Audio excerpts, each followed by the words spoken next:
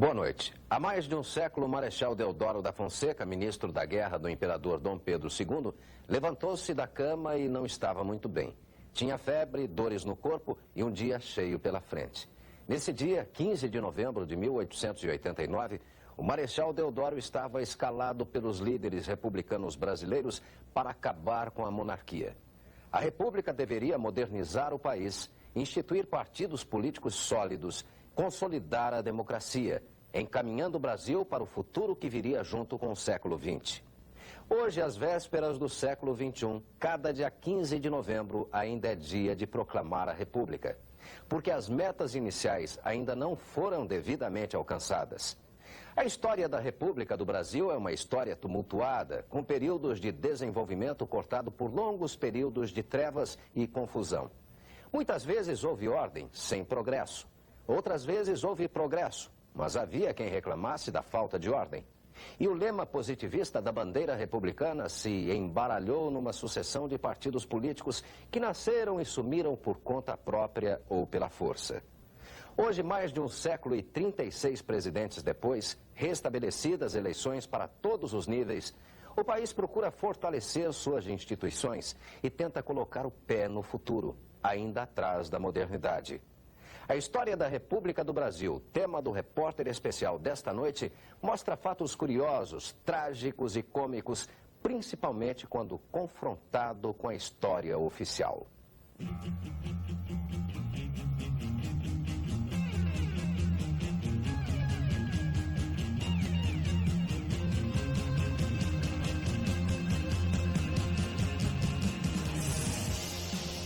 Passada a euforia dos primeiros meses da República, começam a surgir os primeiros atritos entre as oligarquias das províncias e o governo centralizador de Deodoro. A primeira grande crise econômica veio também logo depois da instituição do novo regime. Rui Barbosa, ministro da Fazenda, realizou uma reforma financeira. A criação desenfreada de sociedades anônimas, a emissão descontrolada de papel-moeda e as especulações na Bolsa resultaram no fracasso da reforma financeira, conhecida como encilhamento. A primeira eleição republicana foi convocada para 25 de fevereiro de 91. Os dois candidatos, Deodoro da Fonseca, chefe do governo provisório, e Prudente de Moraes, líder da oposição. Em eleição indireta, o Congresso Constituinte elege Deodoro. A oposição ao primeiro presidente da jovem república começa a se organizar. Agosto de 1891. O Senado, presidido por Prudente de Moraes, aprova um projeto limitando o poder do Executivo. Deodoro veta o projeto. 3 meses depois, o Senado decide aprovar o projeto, entrando em conflito aberto com o presidente. No dia 3 de novembro, tropas fiéis a Deodoro fecham o Senado e a Câmara. Deodoro decreta estado de sítio e suspende a Constituição. Os civis organizam greves. Militares rebelam-se e ocupam pontos estratégicos da capital da República. Deodoro renuncia e o vice-presidente, Floriano Peixoto, assume a presidência no dia 23 de novembro, iniciando um governo também marcado pela instabilidade. Com o fim do Império, os velhos latifundiários nordestinos tinham perdido seus privilégios. Os novos donos do dinheiro e do poder estavam agora mais ao sul, nas fazendas de São Paulo e de Minas Gerais. As lideranças estaduais se organizavam. Depois dos governos militares do Marechal Deodoro e de Floriano Peixoto, o Partido Republicano Paulista elegia o primeiro presidente civil da República, Prudente de Moraes. Com Prudente, a nova oligarquia rural começava a subir ao poder. A República Democrática, representativa e federativa, forma de governo prevista pela Constituição, tornava-se uma estrutura oligárquica, a serviço dos interesses das regiões agrícolas e exportadoras. Na primeira década deste século, a Europa e os Estados Unidos viviam momentos de euforia. A industrialização e o desenvolvimento econômico trouxeram conforto para a população. No Brasil, as elites urbanas desfrutavam do mesmo conforto, principalmente pelas riquezas provenientes da exportação do café. Em São Paulo, surgiam os primeiros viadutos, jardins, pontes e edifícios. A água encanada e os esgotos chegavam às casas. A população maravilhava-se com a luz elétrica. O capital excedente da exportação cafeeira financiou também o início da industrialização. Pequenas fábricas de sapatos, chapéus, alimentos, bebidas, velas e tintas se estabeleciam em grande velocidade. As grandes indústrias concentravam-se na produção de tecidos e fibras. A necessidade de mão de obra atraía uma grande população de imigrantes. Em sua maioria, eram italianos, espanhóis e portugueses que chegavam ao Brasil com o sonho de fazer a América. Num país de tradição escravocrata, ainda pouco acostumado ao trabalho assalariado, o sonho dos imigrantes quase sempre se frustrava. As jornadas de trabalho duravam até 14 horas diárias. Não havia folgas semanais, nem direito a férias. Não existia nenhum tipo de legislação trabalhista.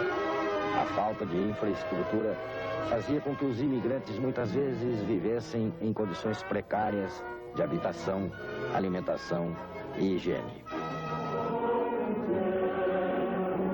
Mas, além do sonho de riqueza e prosperidade, os imigrantes, principalmente os italianos, trouxeram também o sonho do anarquismo. Em 1917, surge o primeiro samba, pelo telefone. O chefe da folia pelo telefone manda me avisar. É nesse mesmo ano que camponeses, operários e soldados, liderados pelo partido bolchevista, derrubam o governo absolutista do czar russo e tomam o poder. Em São Paulo, são organizadas as primeiras greves. À frente das manifestações, os anarquistas, mobilizando e organizando o operariado. A repressão aos movimentos é violenta. As indústrias não atendem às reivindicações dos trabalhadores. Nos bairros do Brás e da Mooca, em São Paulo, milhares de grevistas tomam as ruas e são reprimidos a tiros pela polícia militar. A morte de um operário fortalece o movimento, que se estende aos estados do Rio de Janeiro, Rio Grande do Sul e Pernambuco. Em novembro de 1918, o jornal carioca O País acusa os anarquistas de divulgarem ideias estranhas à índole brasileira. O povo é bom e ordeiro, mas está sendo minado pela ação nociva de alguns estrangeiros, dizia o jornal. A repressão torna-se mais violenta. O governo prende e deporta os principais líderes estrangeiros e fecha as ligas, uniões e sindicatos. Temporariamente, o movimento operário fica enfraquecido. Na década de 20, a industrialização crescente e o desenvolvimento urbano faziam crescer a classe média, que se formava desde o início da República. Eram militares de baixa hierarquia, funcionários públicos, profissionais liberais, comerciários, estudantes e intelectuais. A política dos governadores, que vinha se desenvolvendo desde o governo de Prudente de Moraes, estava em pleno funcionamento. As oligarquias, representadas por famílias de grandes proprietários rurais e alguns grupos políticos, perpetuavam-se no poder. Como definiu o historiador Virgínio Santa Rosa, em semelhante ambiente, somente uma coisa era eternamente visível e presente: o mal-estar. A classe média urbana tinha de permanecer indefinidamente no mesmíssimo plano político. Mas não é só a classe média que estava cansada. Os operários que trabalhavam nas 13.336 indústrias já instaladas no país também estavam cansados de não participar do poder. No dia 1º de maio de 1929, 10.000 pessoas comemoraram no Rio de Janeiro o Dia do Trabalhador. Na multidão, operários e alguns grupos da classe média. Há muito que os militares vinham sendo desprestigiados pelas oligarquias. A atuação das Forças Armadas restringia-se a defender os interesses dessa elite nos momentos de crise.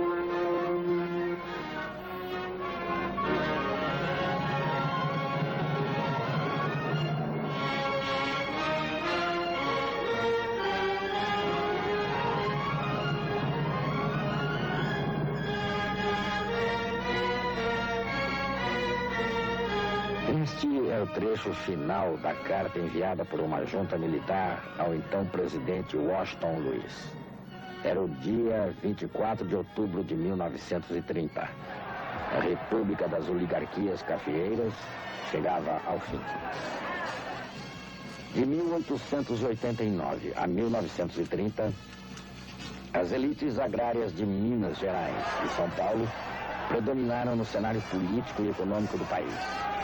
A economia concentrava-se em um único produto, o café. A crise da Bolsa de Nova York em 1929 representou os últimos suspiros da República das Oligarquias Cafeeiras. Aos 41 anos, a República tornara-se velha. A decadência começou nos anos 20. Nessa década, a classe média tornou-se numerosa e reivindicava sua participação no poder. Os militares, afastados do governo central, se manifestaram nos movimentos de 22 e 24. Depois do fracasso da campanha de 24, os tenentes reuniram-se às forças revolucionárias do sul do país e formaram a Coluna Prestes. Comandados por Miguel Costa e Luiz Carlos Prestes, os tenentes, em quase 2 anos, percorreram 25 mil quilômetros por todo o Brasil. A população via na Coluna Prestes um símbolo das mudanças desejadas. Mas via só de longe. O movimento nunca buscou a participação popular.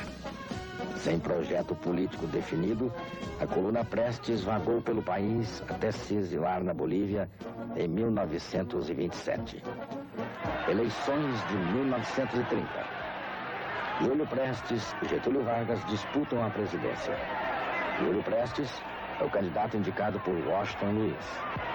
A indicação de um paulista para substituir outro paulista rompe com a tradicional alternância entre Minas e São Paulo no poder. Minas alia-se a outros estados, insatisfeitos com uma república que só atendia aos interesses dos cafeicultores paulistas. Getúlio, você tá comendo bola. Não te mete com seu joelho, não te mete com seu joelho, que seu joelho tem escola. Em 1929, forma-se a Aliança Liberal. A Aliança não era um partido político, mas a união das insatisfações de vários grupos sociais. Classe média, operariado, burguesia industrial e oligarquias que não participavam da economia cafeeira. Nas eleições de 30, Getúlio Vargas perdeu para o candidato da situação. As eleições eram tradicionalmente fraudadas, mas desta vez os opositores eram muitos.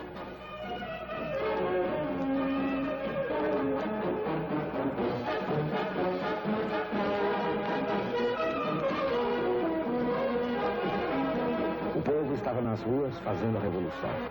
Antes que a revolução se cumprisse, uma junta militar deu golpe no dia 24 de novembro.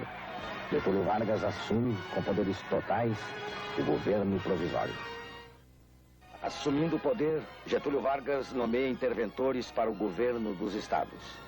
Aumentava a insatisfação dos paulistas com o governo provisório. 25 de janeiro de 32. Cerca de 80 mil pessoas reúnem-se na Praça da Sé, em São Paulo, para exigir a convocação de uma Assembleia Constituinte. A bandeira da reconstitucionalização era uma forma de atribuir um caráter nacional ao movimento. Os seus líderes estavam de fato interessados em reconquistar o poder de São Paulo no cenário político do país. 23 de maio de 32. Depois de invadirem e destruírem vários jornais favoráveis a Getúlio, 4 estudantes morrem em tiroteio com a polícia. Martins, Miragaia, Drauzio e Camargo, o MMDC. O movimento rapidamente ganha a adesão de mais estudantes e da classe média. Contando com o apoio do Rio Grande do Sul, Minas e de todo o povo traído pela Revolução de 30, os líderes da Revolução Constitucionalista deram o sinal de partida. Era a noite de 9 de julho de 1932, 5 dias antes do planejado. 1º de outubro de 32. Quase 3 meses depois do início, a Revolução Constitucionalista chegava ao fim. Os grupos mineiros e gaúchos, na última hora, não aderiram ao movimento. A derrota significou um golpe na participação de São Paulo no governo federal. As eleições para a Assembleia Constituinte foram realizadas no dia 3 de maio de 1933. Pela primeira vez, o voto era secreto, as mulheres votaram e havia uma justiça eleitoral para evitar as tradicionais fraudes nas eleições. –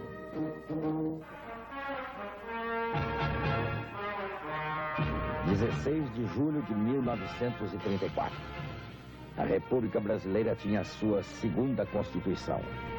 Jornada de 8 horas, proibição de trabalho a menores de 14 anos, repouso semanal obrigatório, férias remuneradas, eram alguns dos direitos previstos pelo texto constitucional. Direitos que mobilizavam a crescente massa de trabalhadores desde os anos 20. A Constituição atribuía ao presidente o direito de reprimir qualquer movimento contrário ao regime. O regime era o presidente Vargas, que, segundo o artigo 1º das disposições transitórias, deveria prorrogar o seu governo provisório até o início de 1938, quando deveriam ser realizadas eleições diretas. Getúlio ficou no poder até 1945.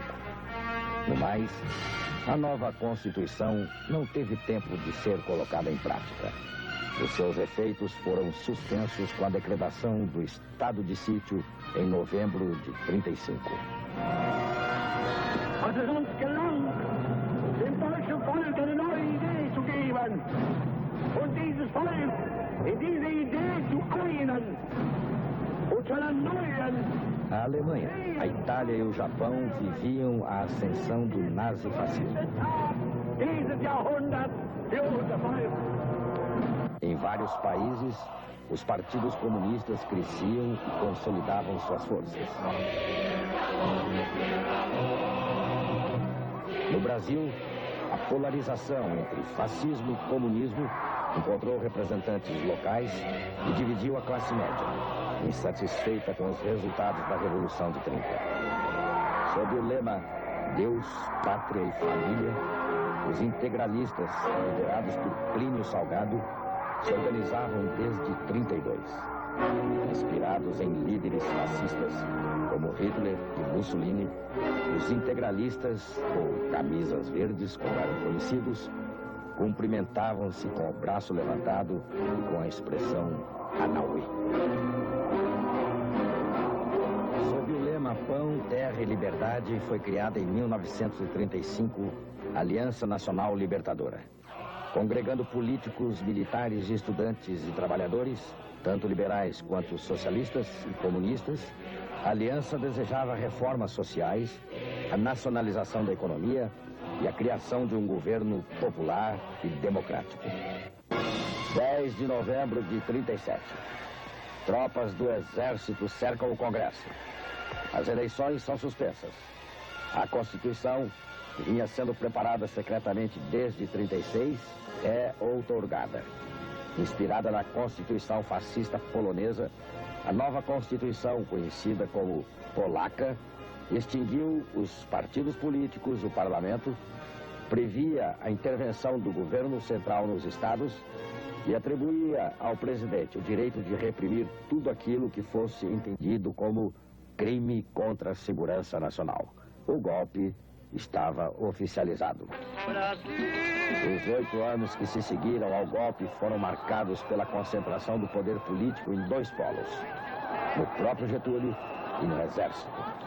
As prisões, a tortura e o exílio tornaram-se práticas cotidianas. Através de concessões aos trabalhadores, o presidente ampliava a sua popularidade. As massas cultuavam Getúlio em grandes manifestações. Getúlio era o pai dos pobres e ficaria no poder até 1945.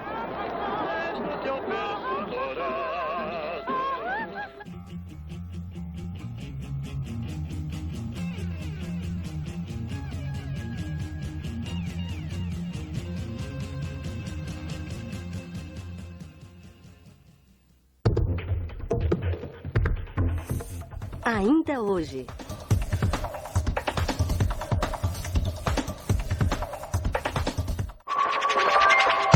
Você está assistindo Multicultura.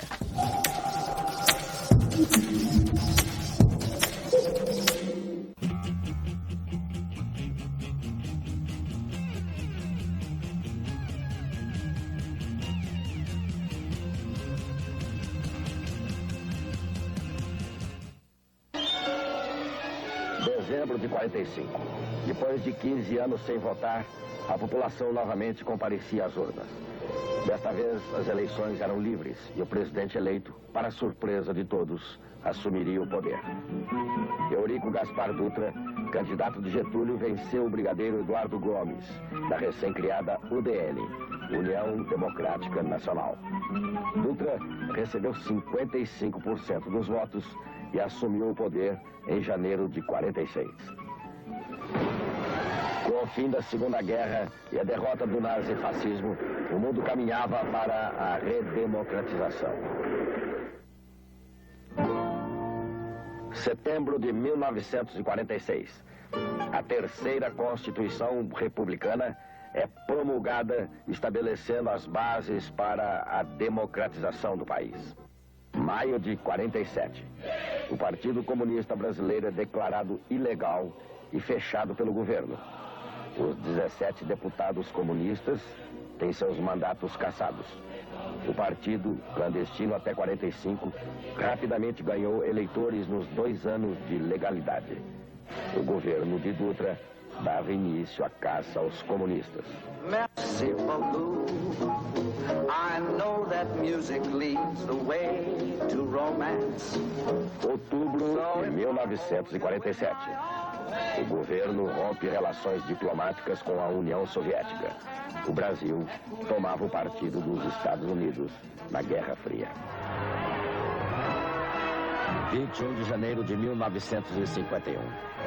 Getúlio Vargas retorna à presidência da República, desta vez eleito pelo voto popular.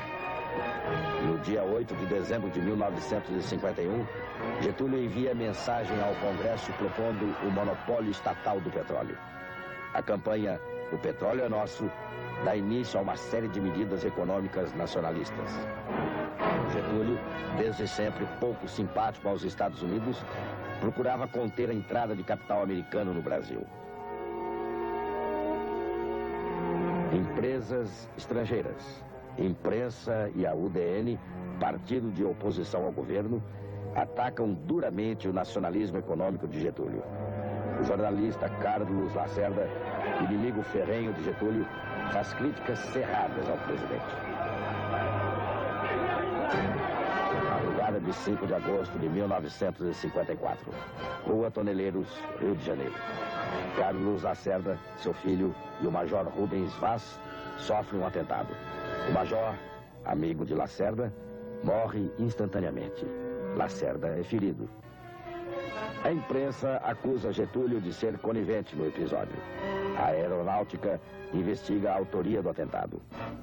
O jornal O Correio da Manhã, no dia 9 de agosto de 54, pede a renúncia de Getúlio. Não atribuímos ao presidente da República responsabilidade pessoal ou conhecimento prévio no crime. Mas o fato da apuração de autoria haver chegado até sua guarda de palácio torna insustentável a sua posição como chefe de Estado. As pressões tornavam-se insuportáveis. A resposta de Getúlio foi silenciosa e veio no dia 24 de agosto de 1954.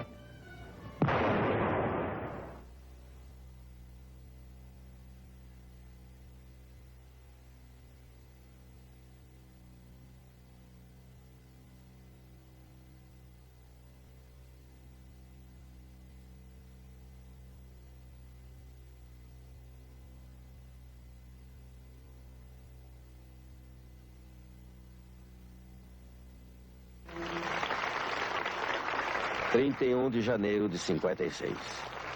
Depois do tumultuado período que seguiu o suicídio de Vargas, Juscelino Kubitschek, eleito com 36% dos votos, assume a presidência. Prometo manter, defender e cumprir a Constituição da República, observar as suas leis, promover o bem geral do Brasil, sustentar-lhe a união, a integridade e a independência. 50 anos de progresso em 5 anos de governo. Com este slogan, Juscelino pretendia mudar a cara do Brasil, que deixava de ser um país de vocação agrária, como muitos queriam acreditar. Novembro de 1959. Juscelino inaugura a primeira indústria automobilística, a Volkswagen no Brasil. A classe média orgulhava-se dos automóveis e eletrodomésticos made in Brasil. Bossa nova, mesmo assim refresivim. Risonho e simpático, Juscelino contagiava muitos brasileiros com seu otimismo. O Brasil vivia anos de euforia. Didi, Garrincha e Pelé eram os heróis nacionais. Na Copa do Mundo, trouxeram da Suécia pela primeira vez a taça Jules Rimet.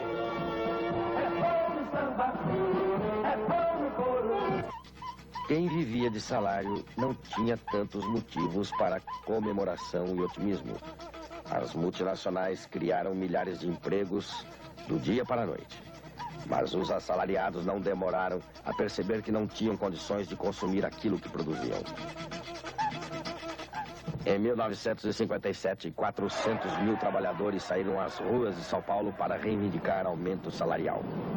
No último ano de governo de Juscelino, foram registradas mais de 60 greves em todo o país e a inflação chegou a ultrapassar os 30% ao ano.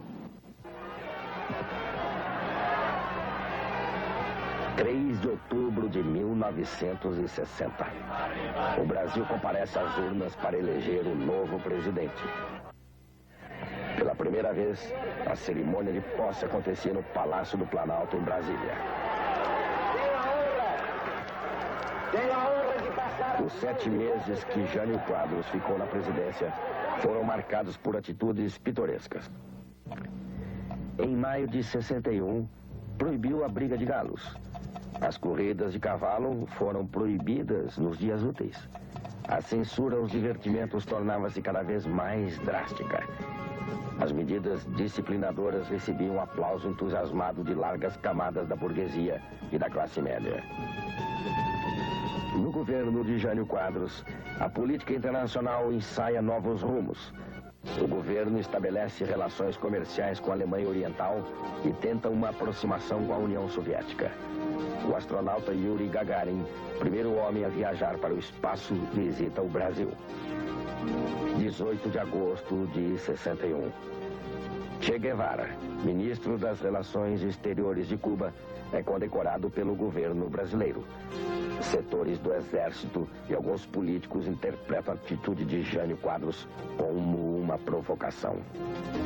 O governador da Guanabara, Carlos Lacerda, vai à televisão e critica violentamente a política externa do governo. Jânio não consegue conter os efeitos que as críticas obtêm no cenário político. 25 de agosto de 1961. O Congresso Nacional recebe o pedido de renúncia do presidente, que vai para São Paulo, desembarcando no aeroporto militar de Cumbica. Jânio esperava o apoio do Exército para retornar ao poder. Forças civis e militares optam por novas soluções. Ranieri Mazzilli, presidente da Câmara, assume temporariamente o lugar de Jânio Quadros. O vice-presidente João Goulart estava em visita à República Popular da China. O governo do presidente eleito pela votação mais expressiva na história do Brasil chegava ao fim.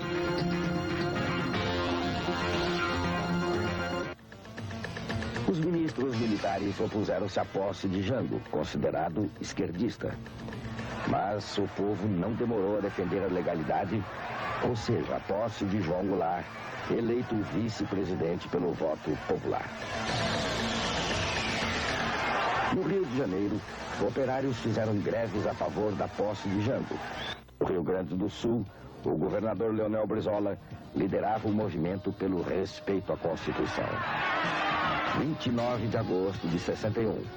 Em todo o país, setores populares manifestam-se a favor da posse de João Goulart.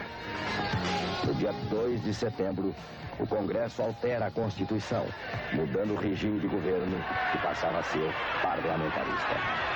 A manobra, realizada às pressas, garantia a posse de Jango, mas retirava-lhe a autonomia para governar.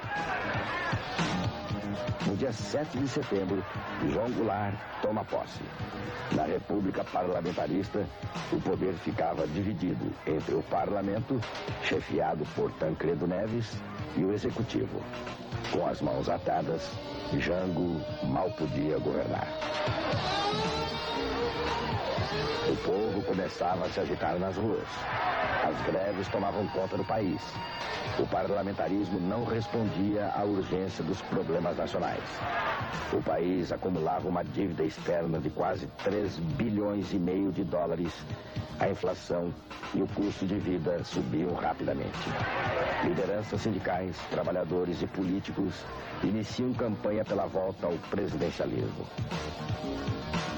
6 de janeiro de 63. Mais de 12 milhões de eleitores vão às urnas escolher entre o parlamentarismo e o presidencialismo. Mais de 80% dos eleitores votam pelo retorno ao presidencialismo. O resultado das urnas abre caminho para as reformas de base desejadas por João Goulart. A partir de fevereiro de 64, a pressão popular se intensificava, culminando com o comício da Central do Brasil. O povo exigia mudanças. Dentro em breve, esse decreto será uma realidade. 19 de março de 64. São Paulo. Senhoras da alta burguesia e da classe média realizam a Marcha da Família com Deus pela Liberdade. Em nome de Deus e da família, protestavam contra as transformações sociais e as ideias de João Goulart, consideradas comunistas. 30 de março de 1964. Jango critica publicamente as forças contrárias às reformas. Em Juiz de Fora, Minas Gerais, começa a sublevação militar. Em Belo Horizonte, Guanabara, São Paulo e Pernambuco, os governadores e o exército aderem ao movimento. Inicia-se a repressão às ligas camponesas, aos sindicatos e às organizações estudantis. O golpe estava dado. 9 de abril de 1964. Uma junta militar assume o poder. A primeira medida do chamado Supremo Comando Revolucionário é a edição do Ato Institucional número 1. O AI-1 atribuía ao Executivo o direito de cassar o mandato de governadores, senadores, deputados e prefeitos. Também conferia ao Executivo o direito de alterar a Constituição. O poder legislativo praticamente deixava de existir.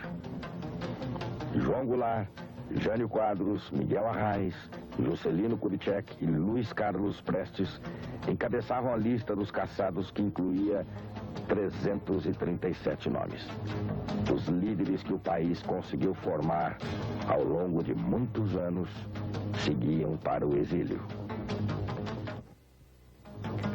Em fevereiro de 66, aparece o AI-3. Os governadores estaduais não são mais eleitos pelo voto popular e passam a ser indicados pelo governo federal. 15 de março de 1967. Eleito por um colégio eleitoral, Marechal Costa e Silva toma posse na presidência da República. As eleições não apresentavam surpresas. A maioria dos membros do colégio eleitoral pertencia à Arena, o partido do governo. 28 de março de 1967. No Rio de Janeiro, o estudante Edson Luiz é morto a tiros por policiais militares. Edson e outros estudantes protestavam contra a má qualidade da comida de um restaurante estudantil. Em todo o país ocorrem manifestações de protesto. A UNE, União Nacional dos Estudantes, clandestina desde outubro de 64, organiza o 30º Congresso de Estudantes no interior de São Paulo. A polícia marca a presença. 1.240 estudantes são presos, entre eles os líderes do movimento estudantil, Vladimir Palmeira, Luiz Travassos e José Dirceu. Focos de resistência manifestam-se também na Câmara. O deputado Moreira Alves, do MDB do Rio de Janeiro, convida a população a não comparecer às comemorações do 7 de setembro. O governo reage e edita o ato institucional número 5. Por tempo indeterminado, o AI-5 reservava ao presidente da República o poder de fechar o Congresso Nacional, cassar o mandato de parlamentares, suspender direitos políticos de qualquer cidadão e julgar crimes políticos através de tribunais militares. Poucas leis no Brasil foram colocadas em prática com a mesma rapidez e eficiência. No mesmo dia 13 de dezembro de 68, o governo fecha o Congresso Nacional, 6 assembleias legislativas estaduais e várias câmaras municipais. 69 parlamentares têm seus mandatos cassados. Reprimida por policiais, atos, decretos, cassações e proibições, a oposição só encontra uma saída: a resistência clandestina.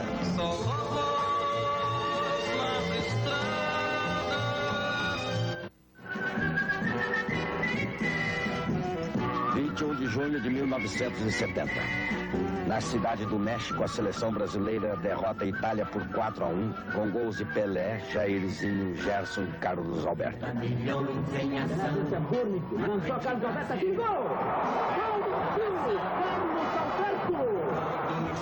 O Brasil conquista definitivamente a taça Jules Rimet. A população sai às ruas para comemorar o tricampeonato. A euforia tomava conta do país. Os atletas são recebidos pelo presidente Médici em Brasília. O tricampeonato serviu ao governo para projetar a imagem de um Brasil grande, uma potência que finalmente acordava de longo sono. A Transamazônica começava a ser construída no final de 1970. O Brasil firmava acordo com o Paraguai para a construção de Itaipu. A economia brasileira crescia em ritmo acelerado. Tão acelerado quanto o da dívida externa, que passou de quase 4 bilhões de dólares em 68 para 12 bilhões e meio de dólares em 73, registrando um crescimento de mais de 220% em 5 anos. O chamado milagre econômico se fazia às custas do endividamento do país. O ministro Delfim Neto defendia a teoria do bolo. Era preciso aumentar o produto interno bruto para depois fazer a distribuição de renda. Poucos brasileiros provaram o bolo do Delfim. Isso é uma contingência do próprio processo de desenvolvimento. 1972.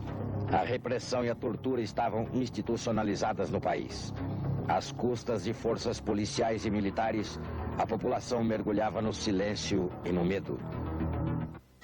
Esse é um país que vai pra frente. Oh, oh, oh, oh, oh.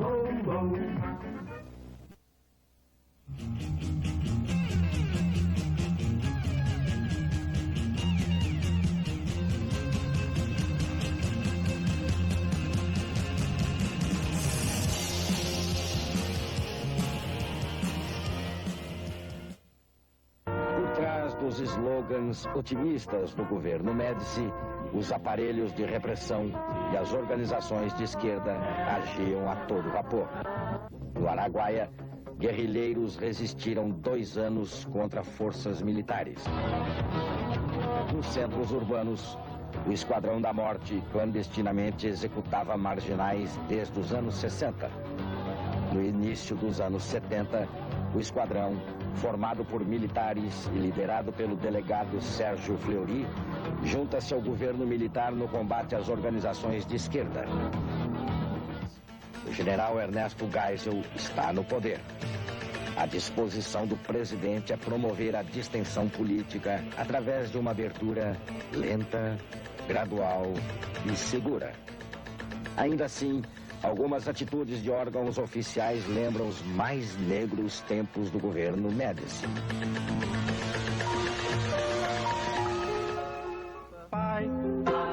25 de outubro de 75. Nas dependências do DOI-CODE, em São Paulo, o jornalista Vladimir Herzog morre enforcado.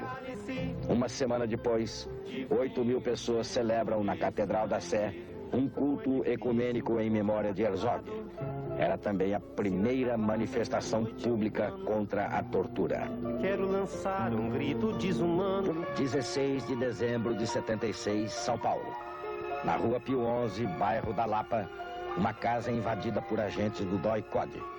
Lá dentro, dirigentes do PCdoB reuniam-se clandestinamente. Pedro Pomar e Ângelo Arroio foram mortos no local. Outro dirigente do PCdoB, João Batista Franco Drummond, foi preso. Sua morte foi anunciada pouco depois. O motivo alegado pelo DOI-CODE. João Batista foi atropelado quando tentava fugir.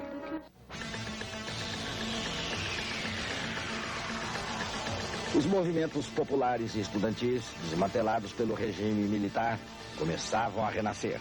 Será que andam suspirando? Em Minas Gerais, mais de 1.000 estudantes são presos na tentativa de realizar o 3º Encontro Nacional de Estudantes. O encontro finalmente acontece em novembro de 77, na PUC de São Paulo. Policiais militares, comandados pelo coronel Erasmo Dias, invadem a universidade e ferem gravemente 2 estudantes. O que vocês querem aqui? Vai embora aqui! Vai embora aqui! Ato público está proibido. Não admitimos passeata nem comício. Está todo mundo preso. 31 de março de 77. Lançando mão do AI-5, o presidente fecha o Congresso. Motivo: os deputados da oposição tinham rejeitado o projeto presidencial de reforma do Poder Judiciário. Eu já tô crescidinho. No dia 1º de abril, Geisel lança o chamado Pacote de Abril. Dentro do pacote, o retrocesso político. As eleições indiretas para governadores estaduais tornavam-se permanentes. Para garantir maioria no Senado, criavam-se os senadores biônicos, indicados pelo governo e não pelo voto popular. O mandato presidencial passava de 5 para 6 anos. 1978. O movimento operário renasce em São Bernardo do Campo. Luiz Inácio da Silva, o Lula, o grande líder do novo sindicalismo. 12 de maio de 78. No ABC, trabalhadores da Scania fazem greve por melhores salários. É a primeira desde 1968. O que nós precisamos provar... 15 de março de 1979. O general João Batista de Oliveira Figueiredo é o 5º presidente da República depois do golpe de 64. A linguagem crua, direta do novo presidente destoava da imagem austera de seus antecessores. O senhor faria desse país uma democracia? Seria uma democracia plena ou relativa? Aquela que eu entendo como democracia que salva nós. Figueiredo dividia o cenário político. As pressões vinham da oposição, fortalecida pelo voto popular, e de setores do Exército, contrários à redemocratização do país. Agosto de 79. O Supremo Tribunal Militar anistia 316 pessoas enquadradas na Lei de Segurança Nacional por crimes políticos. Era o primeiro passo, mas não se tratava da anistia ampla, geral e irrestrita que os movimentos populares reivindicavam desde 78.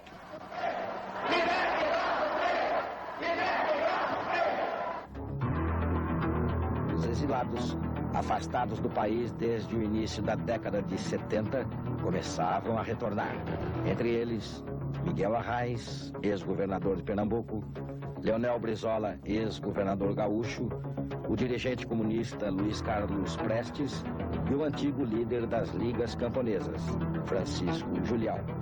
Que sonha com a volta do irmão doentio, com tanta gente que partiu num rabo de foguete.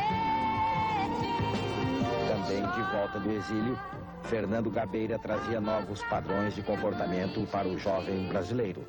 Maio de 1981, Rio de Janeiro.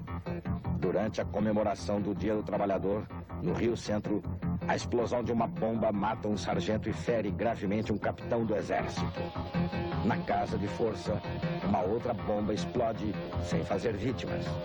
Uma terceira bomba, encontrada por peritos dentro do carro dos dois militares, sugere o envolvimento do exército no atentado.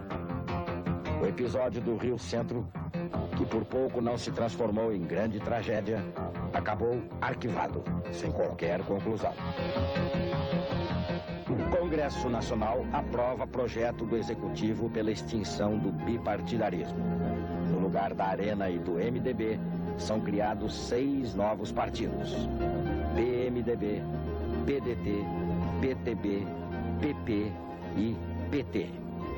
Muitos viram a reforma partidária como uma manobra do governo para dividir a oposição. Em 1982, nas primeiras eleições diretas para governador desde 1962, a oposição obteve cerca de 8 milhões de votos a mais que o PDS, o partido do governo. A população não manifestava seu descontentamento apenas nas urnas. Greves, saques e movimentos reivindicatórios tomavam conta do país, que vivia sob a recessão e o desemprego. Em 1982, a situação econômica era tão grave que o ministro Delfim Neto declarou: "Estamos no fundo do poço. Daqui para frente as coisas só podem melhorar." A profecia não se concretizou nos 6 anos do governo Figueiredo. A inflação saltou de 40% ao ano em 79 para 220% em 85. Em 84, a dívida externa já superava os 100 bilhões de dólares. É o dono do paraíso, então me presta uns trocados teus. É só disso que eu preciso. Deus, me dê grana. Deus, por favor. Deus, me dê grana. Seu filho tá na de horror. Seu filho tá na de horror.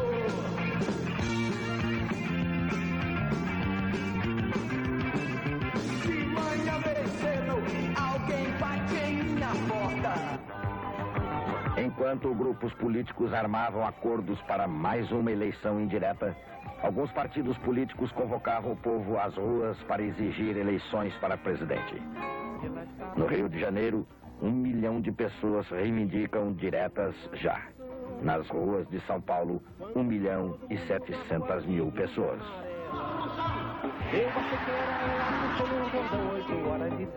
Nas principais cidades do país, a população organiza panelaços.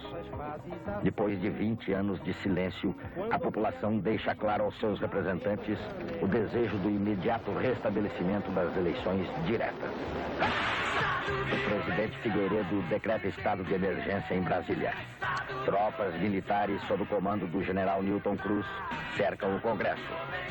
Segundo o governo, as medidas visavam garantir a tranquilidade para a votação da emenda Dante de Oliveira. A emenda Dante de Oliveira é rejeitada pelo Congresso. O desejo popular, depois de tantos anos de silêncio, mais uma vez, era substituído pelo desejo do colégio eleitoral. A gente não sabemos escolher presidente. A gente não sabemos tomar conta da gente. A gente não sabemos nem escovar o dente. Tem gringo pensando. Em junho, 10 governadores, 9 do PMDB e Leonel Brizola, do PDT, decidem apoiar a candidatura de Tancredo Neves no colégio eleitoral. Políticos do PDS rompem com o partido e formam a chamada Frente Liberal, também solidária a Tancredo. Em troca do apoio, José Sarney é convidado a ser o vice na chapa de Tancredo. Habilmente, a candidatura de Tancredo consegue o apoio da população. As manifestações pelas diretas começam a se confundir com comícios de apoio à eleição indireta de Tancredo Neves pelo Colégio Eleitoral. 15 de janeiro de 1985. O Colégio Eleitoral se reúne mais uma vez para decidir por via indireta a sucessão presidencial. Tancredo recebe 480 votos contra 180 de Maluf e 26 abstenções. Eleito pelo Colégio Eleitoral, Tancredo Neves assumiria a presidência em 15 de março de 1985. Na véspera, é internado às pressas no Hospital de Base de Brasília. Os médicos diagnosticam uma diverticulite. No dia 21 de abril, depois de 38 dias de internação e 7 cirurgias, Tancredo Neves morre no Instituto do Coração, em São Paulo. Comovida com a morte daquele que seria o primeiro presidente civil depois de 21 anos de regime militar, a população despede-se de Tancredo.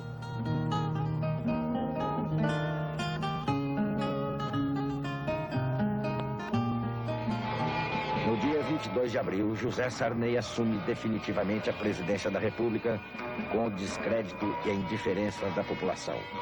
A imagem de Sarney como presidente do PDS ainda estava fresca na memória do povo. A popularidade viria em menos de um ano, no dia 28 de fevereiro de 86. Nesse dia, Sarney decretou o Plano de Estabilização Econômica, conhecido como Plano Cruzado. A criação de uma nova moeda, o congelamento de preços, a adoção de uma nova política de reajustes salariais empolgaram a população, que se solidarizou com as medidas decretadas por Sarney. Acreditando no fim da política de arroxo salarial que o governo vinha aplicando desde 64, a classe média e segmentos populares entregaram-se à fantasia do consumo e assumiram o papel de fiscais do Sarney. O presidente vivia o auge de sua popularidade. A euforia preparava o clima das eleições de novembro de 86. Governadores, deputados estaduais e os parlamentares da nova Assembleia Constituinte seriam eleitos ainda sob o impacto do Plano Cruzado. Logo depois das eleições, começam as reformas do Plano Cruzado. Os preços são descongelados e a inflação volta a disparar. Sucesso eleitoral, o Plano Cruzado não atingiu o objetivo de promover a estabilização econômica. Em maio de 87, a população convivia com uma taxa recorde de inflação, 23,26% ao mês. Que não tem medo de fumaça, ai, ai, e não se entrega, não.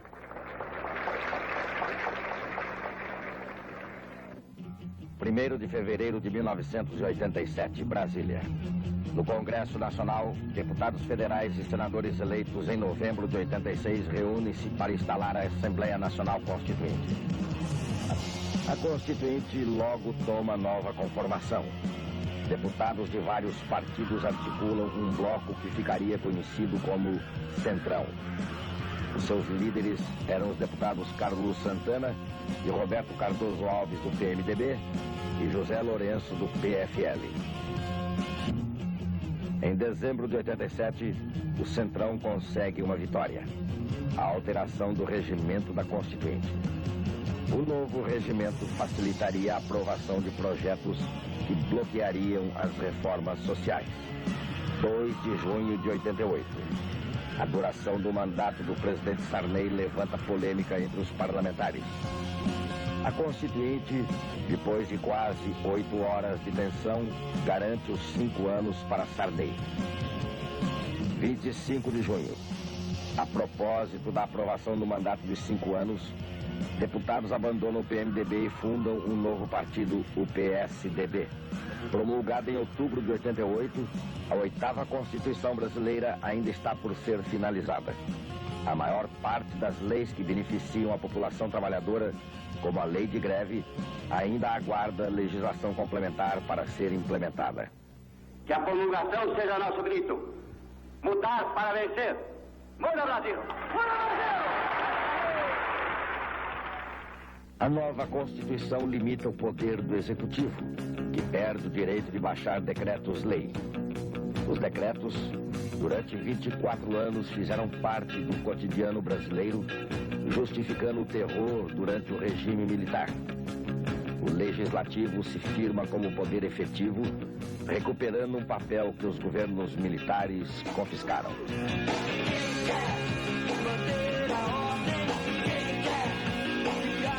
Janeiro de 1988, Sergipe. Representantes de movimentos negros decidem boicotar as comemorações oficiais do centenário da abolição e mandam o recado. Dispensam o folclore e exigem ser tratados como cidadãos. O Brasil ganha espaço na imprensa internacional como protagonista de uma tragédia ecológica. Na Amazônia, 200 mil quilômetros quadrados de florestas sobem pelos ares. Raoni, ao lado de Sting, se projeta como embaixador da miséria do índio brasileiro. Nos morros do Rio de Janeiro, a polícia mede forças com os traficantes de drogas. O país se surpreende com a organização que existe do lado de lá da República Oficial.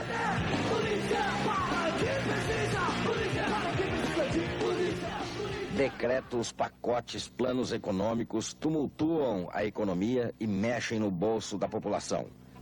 O ano de 88 registraria mais de 2.200 greves em todo o país. 2 milhões de funcionários públicos cruzaram os braços por melhores salários. Em outubro, a Polícia Militar de São Paulo reprime com truculência manifestações de professores e alunos. 9 de novembro de 88. Volta Redonda. Trabalhadores em greve ocupam a Companhia Siderúrgica Nacional. O Exército intervém.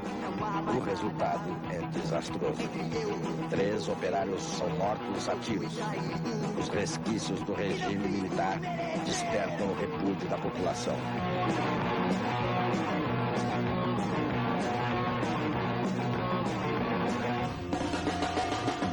De novembro de 88. Nas eleições municipais, a população deixa clara a insatisfação com os vícios da política brasileira. A oposição elege os prefeitos das maiores cidades do país.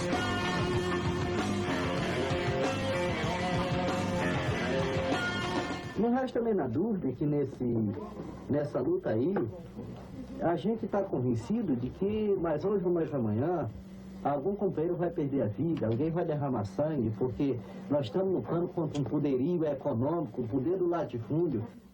22 de dezembro. No Acre, o ecologista Chico Mendes é assassinado e se transforma em símbolo da violência no campo. O escândalo ganha proporções internacionais.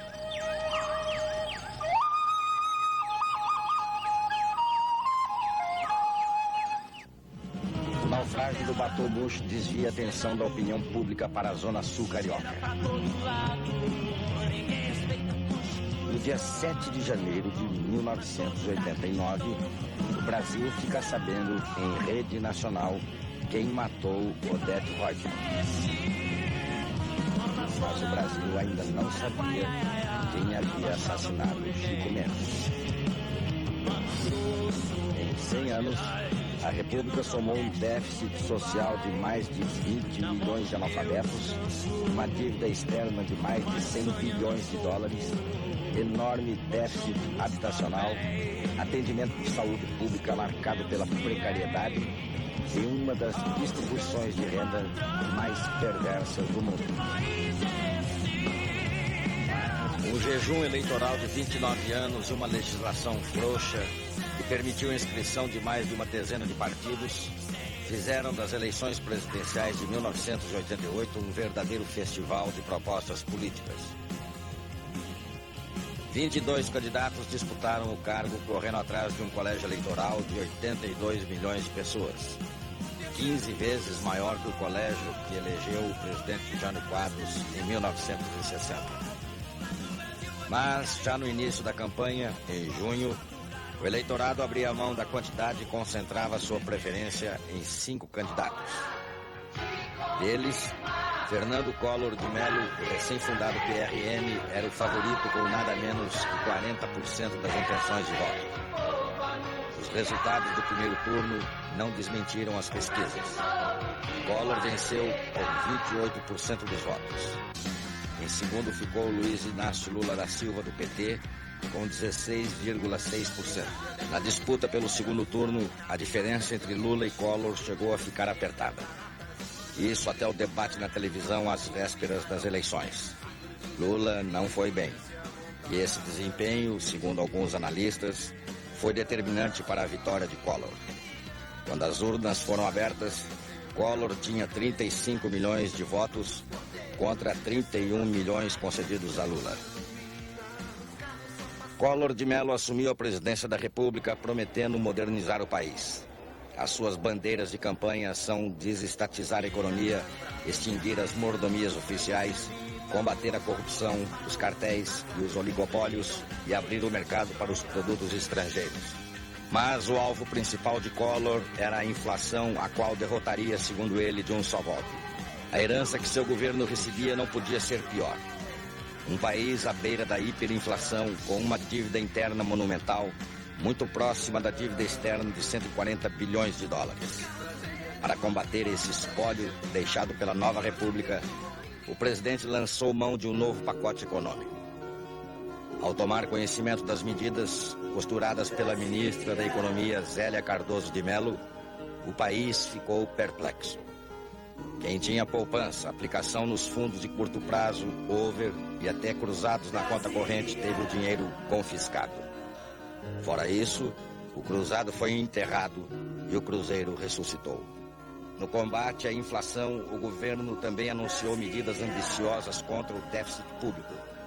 Um pacote que previa enxugamento da máquina do governo. Foi reduzido o número de ministérios e órgãos públicos. Carros oficiais foram colocados em leilão. Mansões postas à venda. E o novo governo prometia fazer 360 mil demissões de funcionários públicos. Os efeitos dessas medidas seriam sentidos já nos primeiros 100 dias de governo, quando se previa uma inflação próxima de zero.